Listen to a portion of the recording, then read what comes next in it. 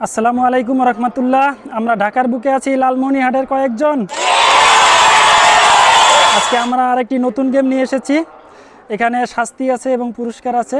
শাস্তি হিসাবে আজকে আমরা রং রেখেছি, তারপর বেলুন পানি, তারপর ডিম মাথায় ফাটাবে।